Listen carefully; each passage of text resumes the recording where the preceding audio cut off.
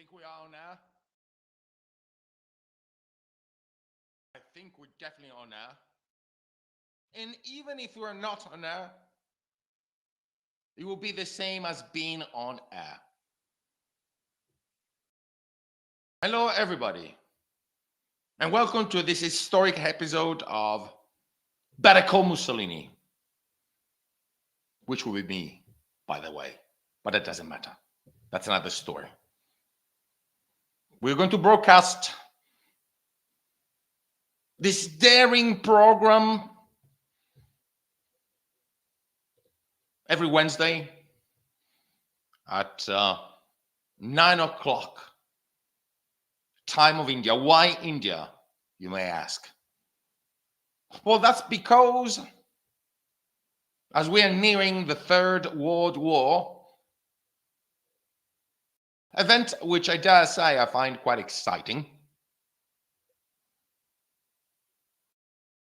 Europe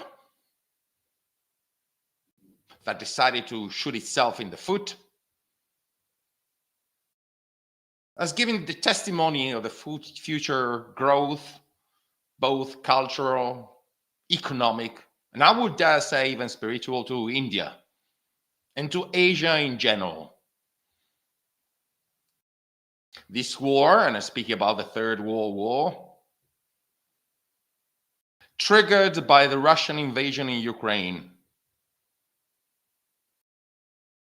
which was previously provoked, and I underline the word provoked, by the United States of America, will be the last nail in the coffin for this great continent. Cradle of the Greek and Roman culture,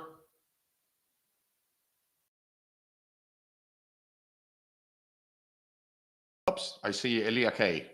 It's all right, but this program, I dare say, and I repeat once again, it's in English. As I said, a cradle of culture has decided to shoot itself in the foot, and the axis of history is moving implacably to Asia. And therefore, I hope you will join me in this program, all the people in India especially, but also in Southeast Asia, and we speak about 650 million people, the people of Southeast Asia, Malaysia, the Philippines, Brunei, and so on and so forth. And the people of India, whether you live in Mumbai, Bombay, Pune, the city of Osho,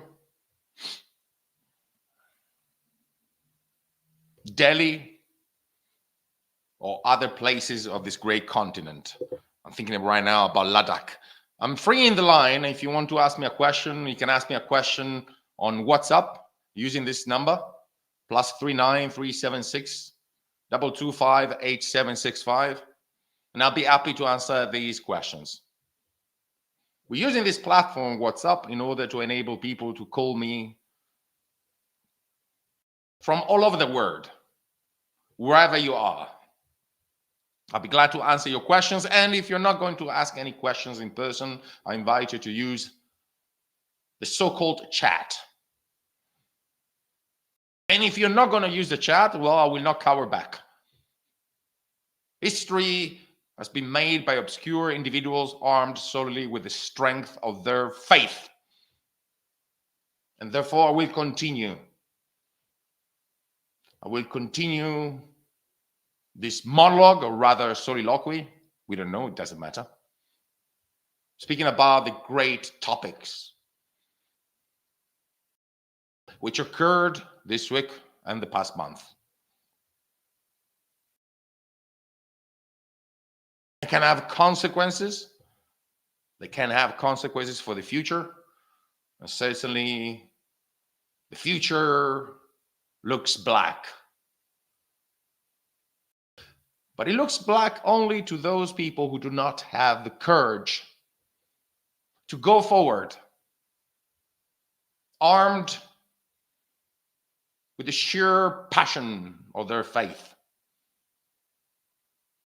We're living in dangerous times, yes. But do not forget, we're sitting on the shoulders of giants. And I'm thinking right now about the glorious past of Italy. People like Julius Caesar, Augustus, Caligula. Well, Caligula was. He was a big cuckoo, but it doesn't matter. Christopher Columbus, Michelangelo, and so on and so forth. In any case, before we continue discussing the topics that occurred in this past week, and I was waiting for a friend, and I invite again this great friend to come forward and show his face. I'm speaking about Yash. Now you may wonder, who is Yash? Well, you may never know, because Yash can be a metaphor. Of course, this is an Indian name, or a real person. We don't know. And I hope this friend of mine, Yash, and listen to this consonant, shh. Fantastic. We'll come forward. In any case, before we continue, it's 16:07. We're going to stop this program exactly at 4:30 or 4:45. It depends. Not a second more, not a second less. Let's put a short commercial and let's continue. Warm up with a good cup of chucharing coffee. It's chucha time. Chucharing coffee, a great Italian coffee, grounded with expertise and savoir-faire, this French word. But we speak about Italian coffee, don't forget. Black, intense, patriarchal, manly, a coffee for the person who wants to win, but doesn't want to win easy. Because sometimes the fight is even better than the victory. Che buon caffè. This is a great coffee. Now you may ask, where can you get this coffee? It's a little surprise. I will tell you in the future, but not now. Sorry, I'm holding my cup too high. Is that better? How's the cup right now? Chucharin, you see? It's chucha time. All right. So, all right. We got a question in Italian. Unfortunately, this program is just for the English audience. I'm sorry about that. We have the same program at 9:30 Italian time for the Italian audience or the Italian-speaking audience. I would say it's a great way also to get to learn Italian as a second language. Great language. Language of art and Christianity, given the fact that the same Pizza Square is located in Rome. Anyway, translate the question in any case, dear Loconte, sorry if I speak in English. What do you think about the horrible event that took place in Moscow? And do you think there's a parallel there with what happened on the 7th of October? I would probably imagine that when you speak about the 7th of October, you speak about Israel. And I was going to speak about this event and give you my comment about what happened in Moscow. A terrible terrorist attack. We can speak about a terrorist attack in this case because the victims were civilians gathered together to watch a concert.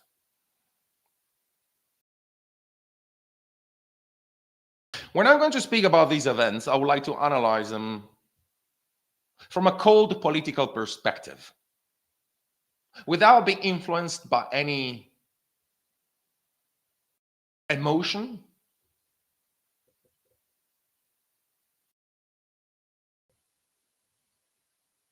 or any morality, I dare say, given the fact that politics, as the great German philosopher Hegel used to say, is the art, the sublime art of dealing with reality. And reality is made of black and white and 50 shades of gray. 50 shades. Yeah, let's start off a book. But in any case, let's continue. First of all, let's analyze the facts. 4 people harmed with Kalashnikov killed over 140 Russian citizens in Moscow, the capital of the Russian Federation. These people, after committing this mass murder, escaped with a car. Now, we have two versions about this. The first version says that they went straight to the border of Ukraine, while the second version says that they tried to escape through the border between Russia and Belarus, but finding the border completely sealed, they then turned their car towards Ukraine. In any case, these events are facts and undisputable. Happy Easter in advance. Happy Easter to you too, Loridex. What follows next is a series or speculations on who ordered this terrible massacre. The great President Vladimir Putin said that these people are, yes, probably radicalized Muslim terrorists, but with an inclination to be mercenaries at the order of foreign powers, notably Ukraine, the United States of America, and the United Kingdom. The Western press instead insisted on the fact that these people belong to an organization known as ISIS-K. And neither Ukraine, nor America, nor the United Kingdom have nothing to do with what happened in Moscow. However, there are things which are not clear. And now I'm going to get a little coffee, sorry. Because Chucharin helps to clear your mind. And God knows I have a big mind. In any case, as I was saying. First of all, it appears quite bizarre that the United States tried to warn Russia of an incoming terrorist attack.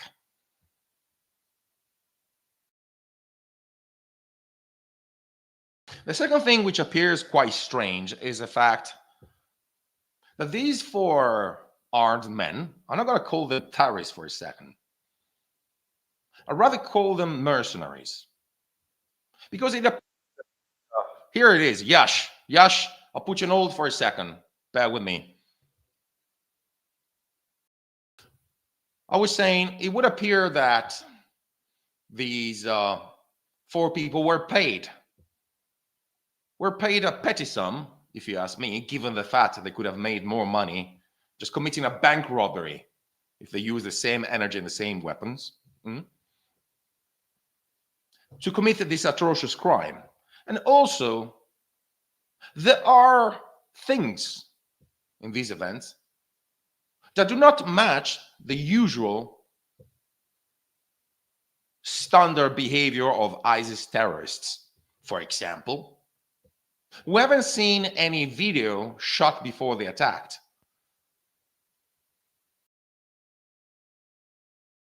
It seems that these people were afraid to die.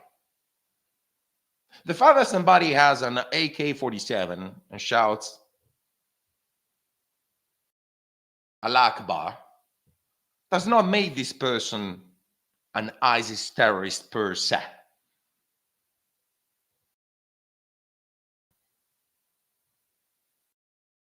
And this event kind of reminds me of a similar event that happened in Istanbul, in Turkey last year, where a woman made herself explode, killing, I think, over 20 Turkish citizens. When the United States gave their condolences,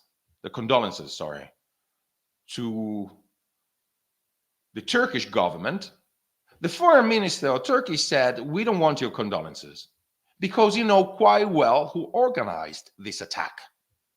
And I think this series of events has the fingerprints of the CIA and the MI6 all over it. With a big difference, though. This warning that was given by the Americans, and my hypothesis, I dare say, is the following. That the United States government knew quite well what was going to happen, but he now finds himself in a situation where he cannot control the Ukrainian forces and the Ukrainian Secret Service. We are therefore in a situation where the war has reached a stage of sheer panic. And the Ukrainians, and I'm thinking right now of the great president of Ukraine, he who plays the piano without the hands, are willing to do anything, and I repeat, anything, in order to drag NATO into the fight, given the fact that everybody knows that the Ukrainian army is about to collapse. I also think this attack was premeditated and organized even more than a year ago. Politically, it would have made sense if Putin had found himself in a dire straits with his population, So I think this was carefully planned, but it was not given the green light by the Americans. However,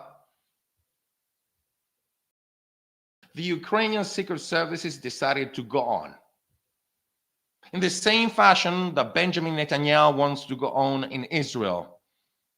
What we've seen is a situation where the United States of America is now incapable of controlling its allies. And these are the consequences. I'm quite sure that the president of the Russian Federation, Vladimir Putin, and Russia itself will pursue and bring to punishment the people who organize this terrible crime.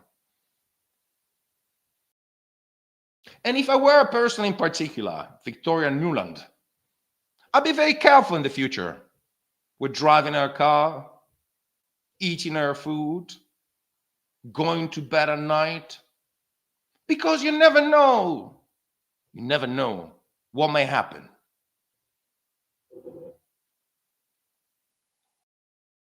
All right, let's have this great guest, Yash. Yash, you're late. You're late by 53 seconds. And you know I'm very... Yash, hello there. How are you? You all right? Let me hear your voice. Hello. Can you hear me? Yeah.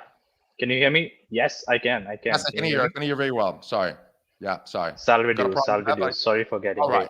All right. If somebody wants to... Now, Yash, I don't know if we're going to do this together in the future, if you're going to be so late, but that's okay. I will show clemency.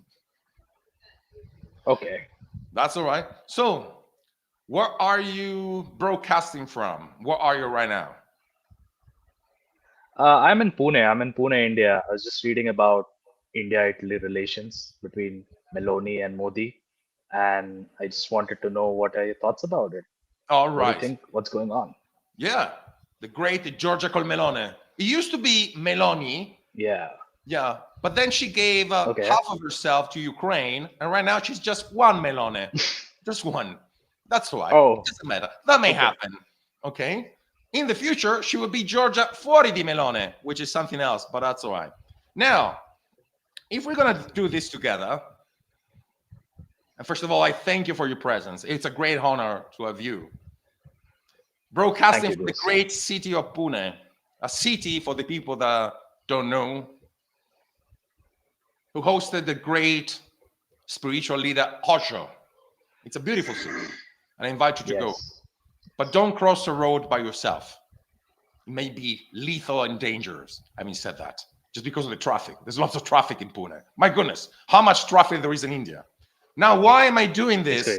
Yes, with Yash from India. Let me repeat what I said at the beginning, Yash, because you lost it. We're doing this because India is going to be probably the fourth superpower of the world.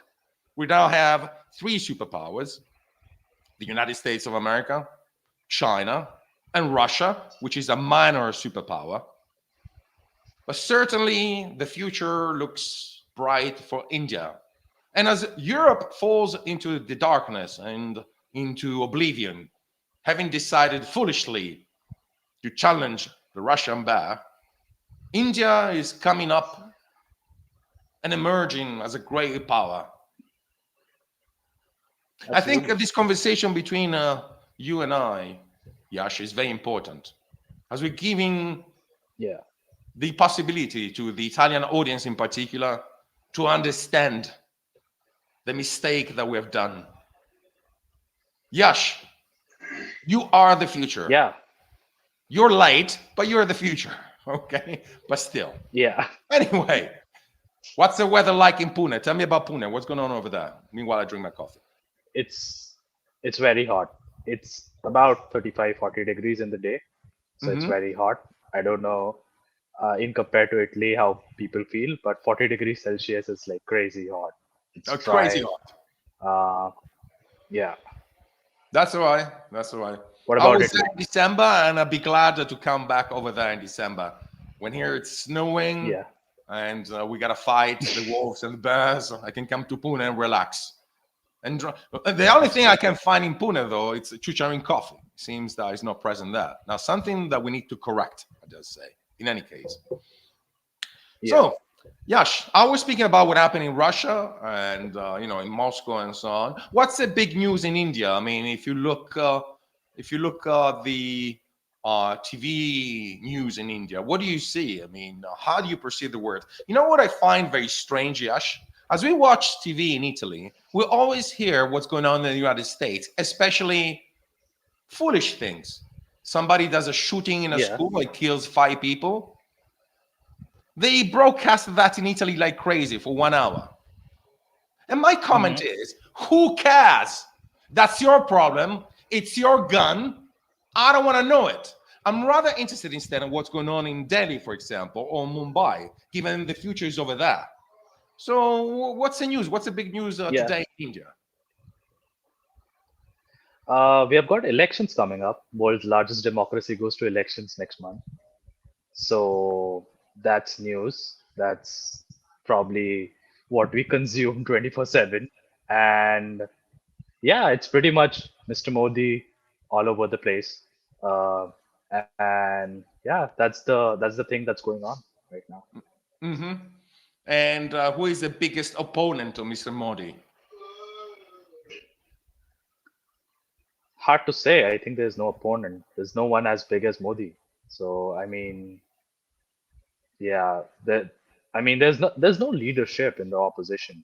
So right now, I think it's the ruling party, which Mr. Modi leads, which dominates, and the opposition is there. There are different parties, but there's no leader as such who would represent the opposition. All right. So probably after the great victory of Vladimir Putin, we're going to see another great victory of Mr. Modi, who I must say has led the country quite well in these 2 years of crisis, not giving in both to the Americans and both, I would say, even to the Russians or the Europeans. Yeah. So, okay. And what about some other pieces of news? I mean, anything that may be interesting apart from the elections coming up? When are exactly the elections? Right now, I think. Sorry. When are the elections to be held? They start next month, and because it's world's biggest democracy, and we have the elections, so elections go on for 3 months, like in different phases in different parts of India, because India is a big country. My goodness, so, 3 months of elections. They start next month, and they go. Oh, okay. America would fall into a civil war if they had the 3 months of elections. Instead, the Indian seems to. Well, that's a great example to the rest of the world. That's why I don't care about those American news about people shooting other people in malls or schools. That's their business. I don't give a tosser. Let me repeat that. In any case, let's continue. Yeah. I think if we continue this program, we also want to have a cultural interchange. So, for example, I can teach you an Italian word, and you can teach me an Hindi word. How many languages do you speak? Yeah, that sounds good. I speak 3 languages. I speak Hindi, I speak English, and I speak a regional Indian language. It's called Marathi. Okay, we don't care about Marathi. Let's continue with Hindi. So Namaste, which is hello, is it? Yeah, Namaste, which is hello. And how do you say thank you? Namaste. Dhanyavad. Who's that? Sorry. Dhanyawad. Daniel. Dhanyawad. Yeah, Daniel. dhanyawad. Daniel. Daniel. That's fun. No. That's yeah. I It's promise dhanyawad. I promise I will study Hindu if we're going to continue this with you. Of course, the program is going to continue in English, and I also invite people who are listening to this to call by WhatsApp on +39 376 225 8765. Whether you're calling from Pune, Mumbai, Brunei, Malaysia, Philippines, Australia, Canada. You better stop me, Yash. New Zealand, and so on. Or the UK. Okay. All right, that's fantastic. Now, Yash, before we continue, And Americans as well.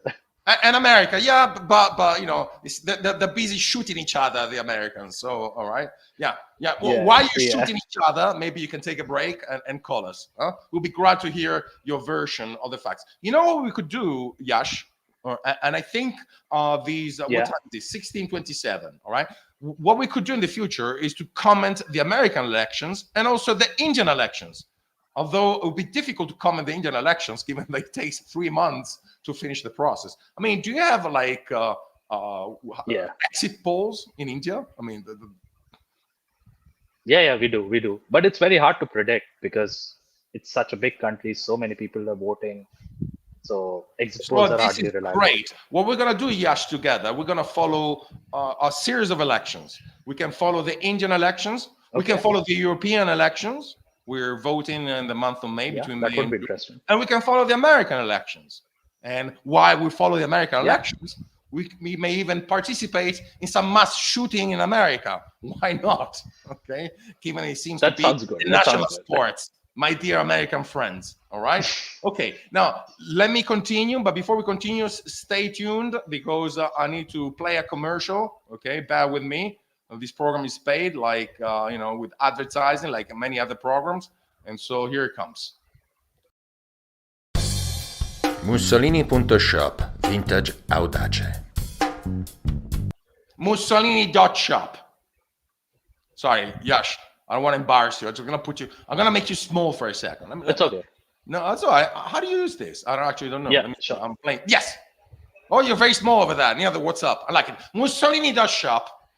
A great shop. A shop that sells that vintage, inspired by the 1930s that everybody loves. An age of elegance, sophistication, and I would say even hidden eroticism. The daring t-shirt, the big poster, and other products which may satisfy your fantasy. And we know you have a big fantasy. All right, Yash, sorry. We're back here. Oops. Let me play with this for a second. Yeah. Oh, you became small again. Oh, I got so much toys here. Oh, I wanna play with these toys. Okay. All right. Sorry. Okay. Yes. Yeah, I gotta practice with this. Anyway, Yash. So the big news, we spoke about what happened in Moscow, and let me speak about Europe for a second, because as you know, Yash, I represent a party, a great party, which is going to run for these European elections, and in the future, maybe even for the Italian elections. And I'm speaking about the National Fertility Party, the NFP. We have a program, Yash, for Italy, and to all the Italian citizens that may hear this and will be allowed to vote in the Italian elections, let me explain this program. I'm not going to go through all the program, which would be quite boring. So boring that you may go to America and participate in a mass shooting just to, you know, have fun and relax. But anyway, Okay. 3 points Okay. which I think are important. The first point, we want to open the so-called closed houses. That's an Italian expression, which means brothels. Okay. Yeah. Because the fertility rate in Italy is very low, Yash. And that's another reason why I'm speaking to you. In India, you reproduce like crazy. You're very busy. Busy Absolutely. boys and busy women. Absolutely. Yes. As a matter of fact, the population is going to reach 1 Indian billion. genes are crazy. Okay. That doesn't happen, you know, in a day. It takes a lot of work, day and night, especially at night. Whereas in Italy, our birth rate is reaching 1, which basically means the population is going to halve, in about 40 years. Okay? 40 years. Yeah. The average age in Italy, it's 47, in case you didn't know. Now, I believe the average age in India, it's much younger. So in order to push our young males towards More babies. the God-given work, we decided to open the so-called closed houses. That is to say, brothels. Okay. Is prostitution legal in India, by the way? I actually don't know. It is. It is. Are you serious? Prostitution is legal in India? I didn't know that. Seriously. I'm not sure actually. I think it's illegal, but it operates everywhere. Well, that's as some if it was homework legal. for next time we're going to broadcast. Meanwhile, let me open the chat line. Sorry, because somebody may ask some questions. I invite everybody to call if you want to. +39 376. Let me see if the phone is on. Yes, the line is on. +39 376 225 8765. You can call by WhatsApp. All right. The second point of our program, dear Yash, and I speak about the National Fertility Party, or NFP, is Brexit. Now you may ask, what is Brexit? Why don't you ask me? A spontaneous question. What is Brexit? What is Brexit? What is Brexit? His Excellency. Sorry, it's better if you call me His Excellency. Sorry, I'm going to drink some chuchering. Sorry. His Excellency. What is Mussolini? What is Brexit? His Excellency Mussolini? What is Brexit? Thank you for the spontaneous question. I know it comes from the heart, and I really appreciate that. What we want to do is to take all the bureaucrats of the European Union, together with its representatives, and I'm speaking about Ursula von der Crazy, Joseph Borrell, a funny man, only a red nose, and he could tour with the greatest circuses of the world, I'm sure. You want to take them, group them together, and then freeze them at a temperature of -35°C. And store them in the Arctic Circle. We're not sure whether it's the South or the North Pole. There's a big discussion about that. But like in those science fiction movies where the alien is frozen so that it cannot be found by other human beings, we're going to freeze all the bureaucrats of Brussels and put them in the North or South Pole. There, they will stay there for eternity. That's our daring program. The second point, of the program of the National Fertility Party. And the third program is a legalization of polygamous marriage, given the fact that the woke mentality has invaded Italy. And I find quite logical, if a man can marry another man and a woman can marry another woman, why can't a man marry 3 women? Everybody, of course, willingly chooses this path. So the legalization of polygamous marriage, which I'm sure would find a lot of supporters. So these are 3 points, for example, of this program. Let me ask you a question, Yash. Are you okay? I see you're frozen. Are you frozen? You're not frozen. Okay, Yeah. I can see you. No, I'm here. I'm here. By Eladi, who speaks in French. Well, by Eladi, why don't you speak in English, my man? You can say the same stuff. Use Google Translator. Get to work. What about Modi? What is Modi running with? Is there a slogan, or what is? You're frozen again, Yash. You're freezing. So one slogan, it's called "Sabka Saath, Sabka Vikas." It means everyone together and everyone's development. So that's one slogan which attracts a lot. Everyone together. What's the other one? Everyone together and everyone's development.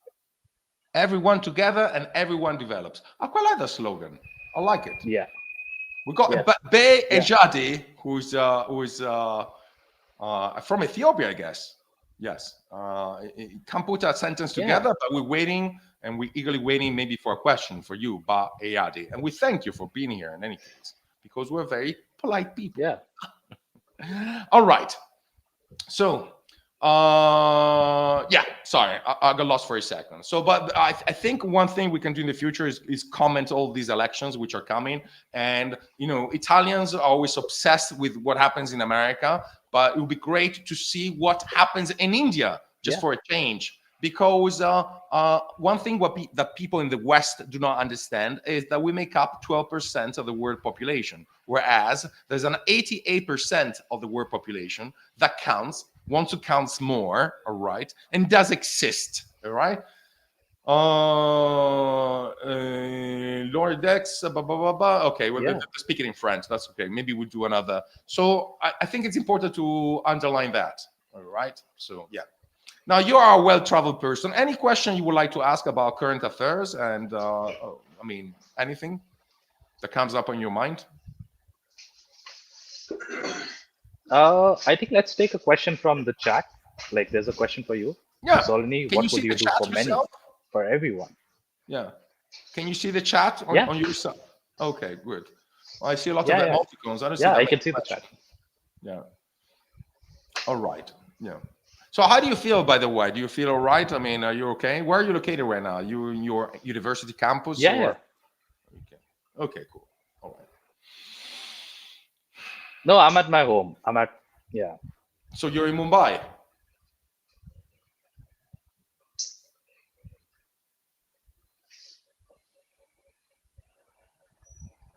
Actually, I have a question. I just wanted to know, like, what do you think about Mr. Modi?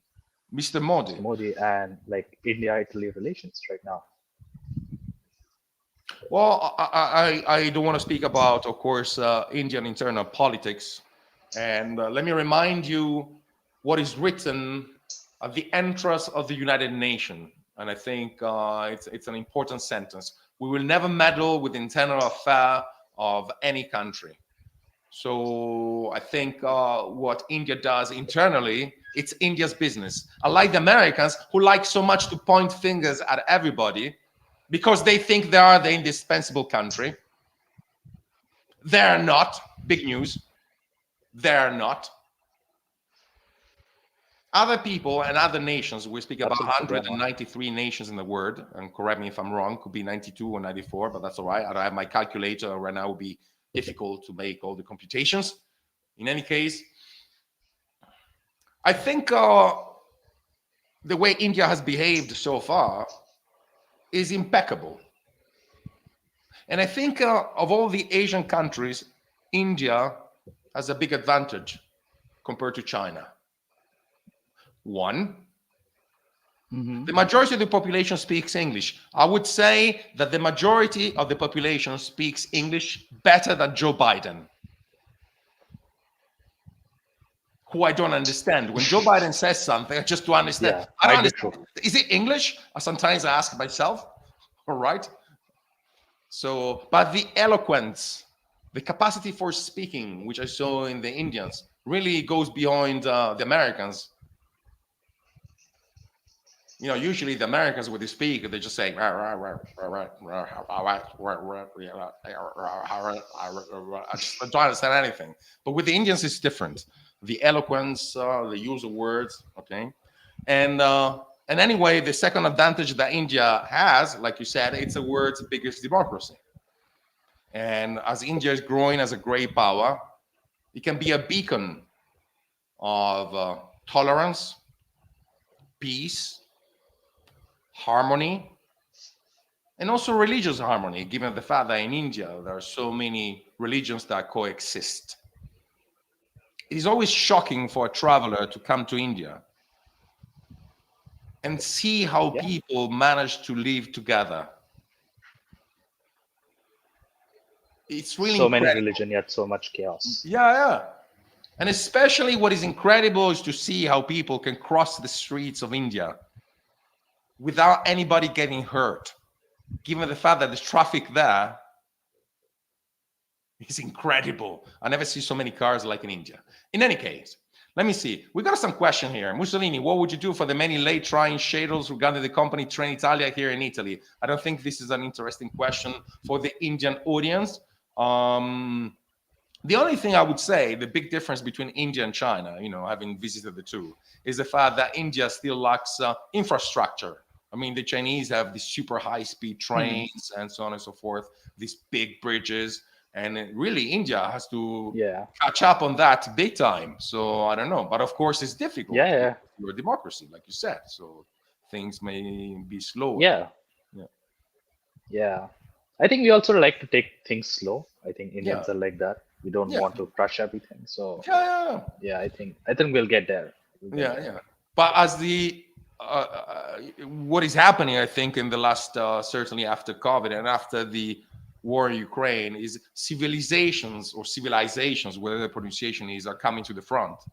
And there is a European civilization which is dying and decaying and getting old.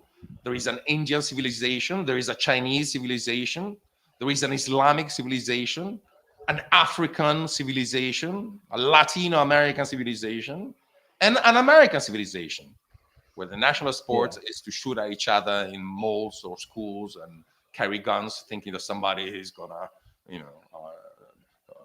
whatever, kidnap them, UFOs, aliens, kill each other. Yeah, exactly. Civilization based on violence, as I say. What it seems to me is that India, after all, is a peaceful nation. I'm sure there are crimes in India, there are murders, and there are people behaving badly. But at the same time, it seems that people really like to, I'm not saying enjoy themselves, but live peacefully, I would say. You know what? I mean, we don't have to worry about people killing each other. Are you still going to Mumbai quite often, or do you stay more in Pune? No, I tend to travel to Bombay quite often. Okay, Bombay. I'm going to use Bombay. In the future, what we could do, you could be on the streets of Bombay broadcasting live from there. It would be very nice if our audience could see what's happening in Bombay. Given that all we see is what is happening in bloody Washington. We don't give a tosser. Me ne frego di cosa succede a Washington. Me ne frego. Sorry, I just saying, I don't care. It's just the same. Sorry. All right. So this is 16:43. I think we're going to finish this program. Stay tuned. Last commercial. All right. And before, it doesn't matter if nobody called. We got it's a small step for us, but it's a big step for humanity. We are building this bridge between Europe and India, bypassing Joe Biden and all these Xi Jinping counselors who put Europe in this amazing dire straits. And meanwhile, let me play this commercial. We'll be back in a second. Stay put. Stay there.